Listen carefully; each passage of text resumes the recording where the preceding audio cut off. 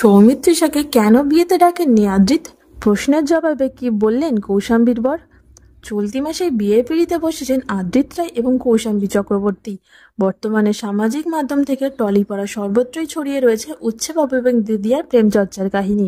সেই মিঠাই ধারাবাহিকের সময় থেকেই শুরু আদ্রিত আর কৌশাম্বীর প্রেমের কাহিনী, যার সাক্ষী ছিল গোটা মিঠাই পরিবার।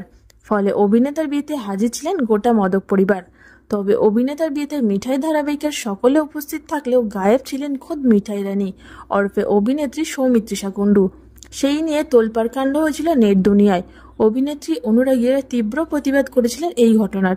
কেউ কেউ মিঠাই তারকাদের কমেন্ট বক্সে লিখেছিলেন, তোমরা সবাই স্বার্থপর, যার জন্য জনপ্রিয়তা পেলে ভালো সময় তাকেই ভুলে গেছো। কি বলেছেন অভিনেত্রী সৌমিত্রিষা কুণ্ডু?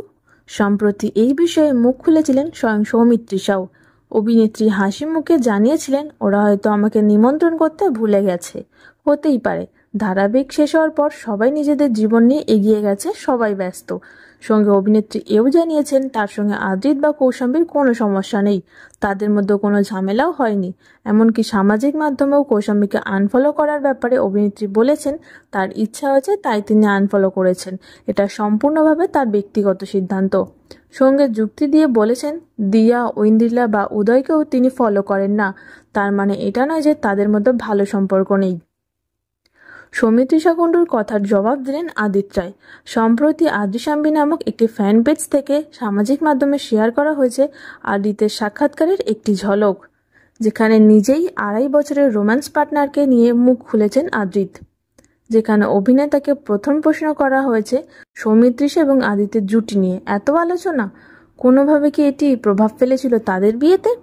এই প্রশ্নের জবাবে কোনো জবাব দেননি অভিনেতা, বরং মুখের ভঙ্গিতে বুঝিয়েছিলেন এই বিষয়ে একেবারেই পাত্তা দেননি তিনি। এরপরই বিয়েতে সৌমিত্রিষাকে আমন্ত্রণ করার বিষয়ে প্রশ্ন করা হয় আদিত্যকে। অভিনেতা উত্তরে জানান, কে কি লিখছে, কে কি বলছে আমি দেখি না, জানি না। আসলে জানি না বললে ভুল বলা হবে, জানি কিন্তু আমার কিছু যায় আসে না। অভিনেতার উত্তরে কি প্রতিক্রিয়া জানিয়েছেন নেটিজেনরা?